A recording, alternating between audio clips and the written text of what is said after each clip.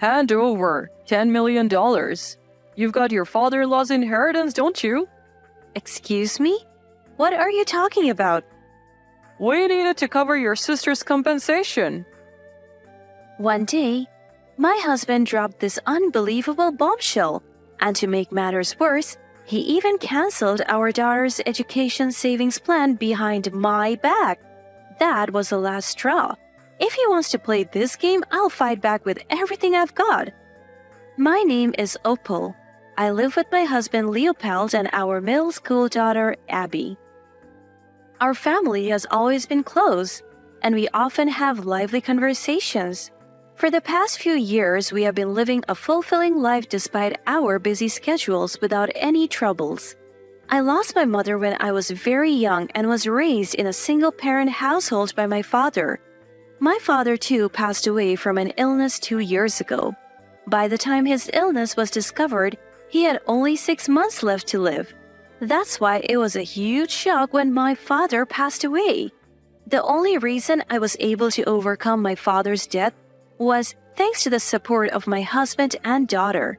Because my father owned several businesses during his lifetime, the inheritance left to me amounted to several tens of millions of dollars. Although I had been working full-time and had a fair amount of savings, the sudden influx of such a large sum of money left me in disarray. When I received the inheritance, I consulted with my husband, keeping the exact amount confidential. What should we do with such a large amount of money? They say having too much money can change people. But it's something your father-in-law left for us, isn't it? Well, yes, but... After all, Abby has high school and college to think about in the future. Shouldn't you just gratefully accept the money, Opal? You're right, I should. After several discussions with my husband, we decided to save my father's inheritance, not as money to be used freely, but as money to be used in a family emergency. And for the past few years, I have kept my promise and haven't touched my father's inheritance at all. We had always been prudent with our spending, carefully managing on our combined incomes and leading a peaceful day-to-day life. Until one day, when my husband came home with an unexpected bombshell. Hey, Opal, can we talk for a second? Busy with the dishes, I responded, "What's up?" To which he dropped the bomb. My parents have asked us for a loan. Your father's inheritance is still there, right? Wait, what? What are you talking about? I don't fully understand it myself, but they seem to be in financial trouble. We don't have that kind of spare cash in our savings, do we? So I thought maybe from your father's inheritance? No. How can we lend them money without a clear reason? Caught off guard by his sudden and unreasonable request, I raised my voice. My husband sighed, looking annoyed, and began to explain. I didn't ask for details, but it's a fact that my parents are in a serious bind. But that doesn't mean we can it's unreasonable to ask for this all of a sudden, because even if they are in financial trouble, isn't it strange to give money from my father's inheritance? It's not strange, right? Wasn't it agreed upon that the inheritance is for family emergencies? My parents are in trouble. Isn't that an emergency enough? No matter what I said, he remained steadfast. A sense of disbelief and suspicion towards him grew within me. How much money was he talking about, and why from my father's inheritance? What does it mean if they need more than what's in our savings? Carrying these concerns, I hesitantly asked him, how much are we talking about here? About $10 million? Excuse me? I said $10 million. Your father's inheritance was way more than this, right? We can afford to lend it, can't we? Are you kidding me? There is no way we can lend that kind of money. It seemed that this figure was already decided between my husband and his parents, deciding on such a significant matter without any discussion with me. I couldn't describe my feelings as the rage towards my husband grew. I've already told my parents that we'll lend it to them. Against his blunt statement, I retorted as much as I could. In any case, we can't lend such a large amount. Sorry, but you have to decline. Hey, were you listening to me? I already told my parents that we are lending them the money. Enough. Fine, I'll go and tell them no myself. With a loud shout, I headed to my in-laws' house the very next day. Facing my in-laws, I confronted them immediately. So, tell me, why do you need $10 million? It's a lot of money. Well, that's, dear... That's, darling. My in-laws exchanged glances, faltering to respond. Their vague attitude infuriated me and I raised my voice then and there. Enough is enough. You can't even tell me what's it for? And yet you expect me to lend you $10 million? If you're not going to explain, then I'm not going to lend it, I said. Hold on a minute, pal. Calm down for a moment. Calm down? How can I possibly calm down if you're not going to talk? I'm leaving. And as I stood to leave, my mother-in-law shouted, Wait! Oh, well, the truth is, Shyla, my daughter, has been unfaithful again, and now her husband and the other woman's wife are demanding compensation. What? What? Again? Shyla did the same thing 4 years ago, didn't she? Yes, and now we need $10 million to pay them off. $10 million in compensation is a significant amount. What on earth is she doing? And so Shyla, my husband's sister, had cheated once before. Leaving her child with me, she would slip away to meet other men. The first time she cheated, her parents took on the responsibility of paying the compensation, and she never had to pay a dime, and now it was happening all over again? Watching me shake with anger, my mother-in-law awkwardly continued, Pal, remember how upset you were when Shyla cheated the first time?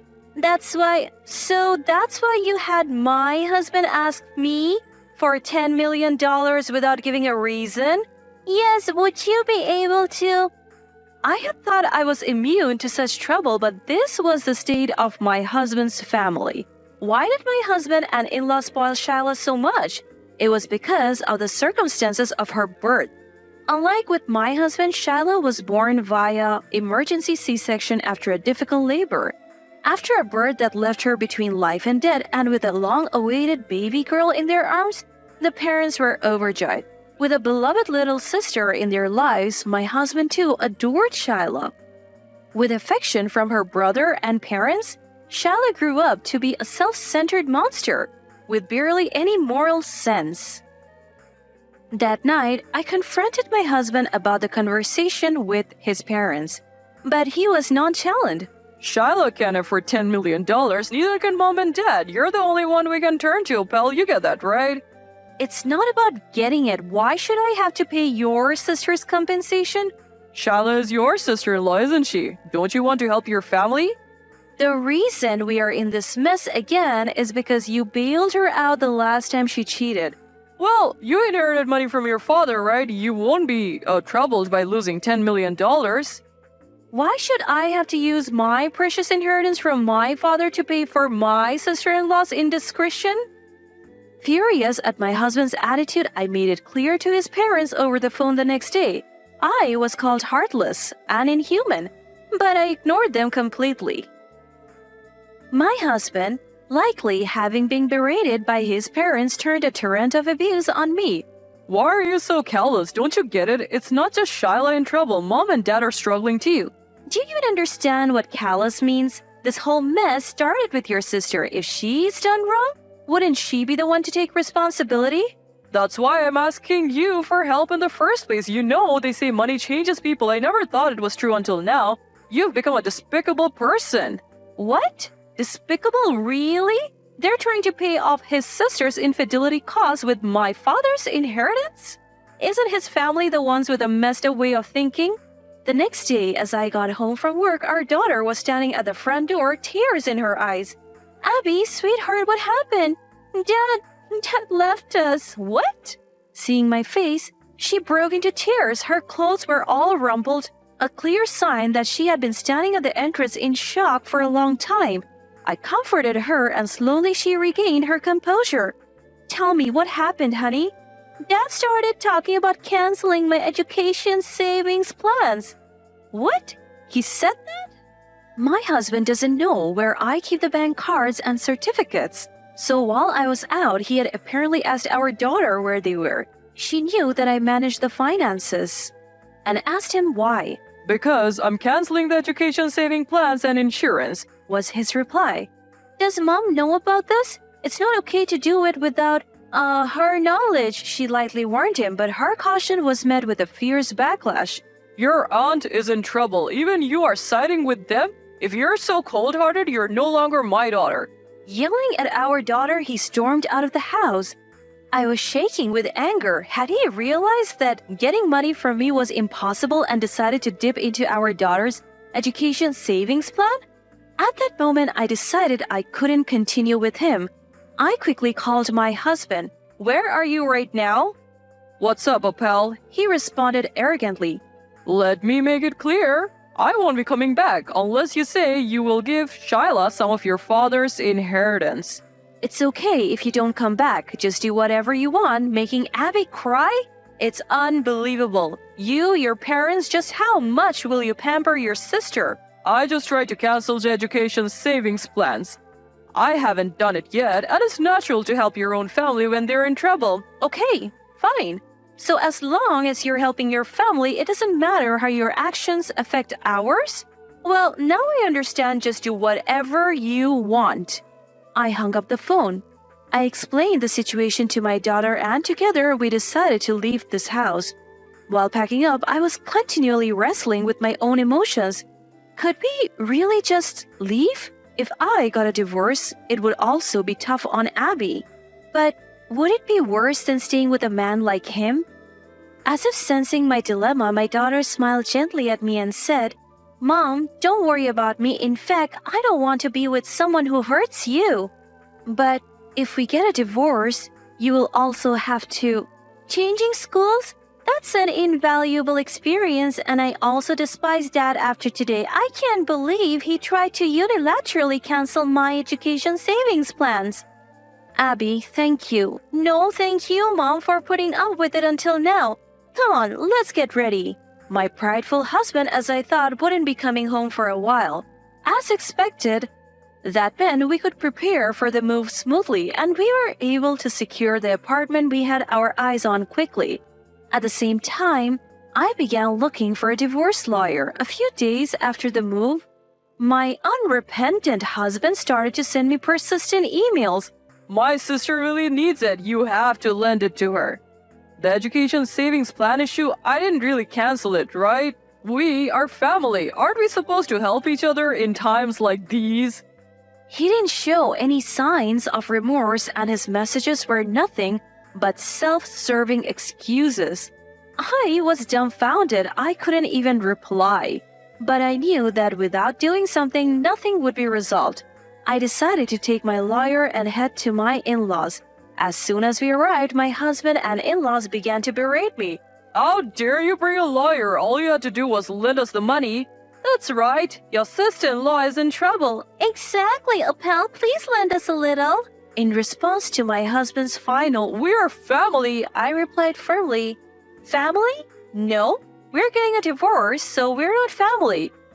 Caught off guard by my declaration of divorce, my husband's face was a picture of confusion. Divorce? You're joking, right? Why would I joke about something like this? You only see me as a cash cow. Even thinking of canceling your own daughter's education savings plans and insurance? I can't possibly stay with someone like you.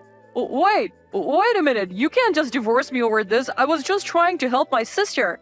Well then, why don't you help her on your own? But remember, do it by yourself. Don't rely on me. But we're family, right? We are not family anymore. Didn't you hear? Stop being so stubborn. It's because of you and people like you that my sister thinks she can do anything. If you love your sister so much, then live by licking each other's wounds for the rest of your lives. This idiotic family. With an unprecedented level of volume in my voice, I silenced my husband and the in-laws. I slammed the divorce papers onto the table and, fueled by anger, left the in-laws' house. Afterwards, with the help of my lawyer, I managed to finalize the divorce. I made sure to request child support from my ex-husband. As for the sister-in-law who caused all this, it seems she's still living her lavish lifestyle. According to my divorced ex-husband and sister-in-law, she's making sure to collect both the compensation and child support payments in full every month. Of course, my sister-in-law couldn't possibly cover all the costs herself. I hear she's working in bars and nightclubs now. Her appearance is ragged and her hair is mottled mess of colors. She can't afford new clothes or even the luxury of dyeing her hair. It seems like she's just scrapping by every month. On top of that, her lover discarded her pretty quickly and now she's relying on her parents' help, living in their house feeling embarrassed. Cheating doesn't just leave you with nothing, it puts you in the negative. I can't fathom why they don't understand that. Really, they're a hopeless family all around. Even months after the divorce, I'm still getting those romantic emails from my ex-husband. I was wrong. I realized that the most important thing to me are Opel and Abby. I want to start over. Let's create a new story as a family of 3. The only one I love is Opel, so let me reclaim our love. Of course, I'm not replying to any of them. He's also been sending my daughter these creepy emails. I've told her not to reply. I kept his contact info for the child support, but he's so relentless that I'm thinking of having my lawyer handle it from now on. It seems like Abby has adapted to her new school. She talks about her friends enthusiastically every day. Seeing her like this, I can finally relax a bit. From now on, I want Abby and me to combine our strength and enjoy our happy days together.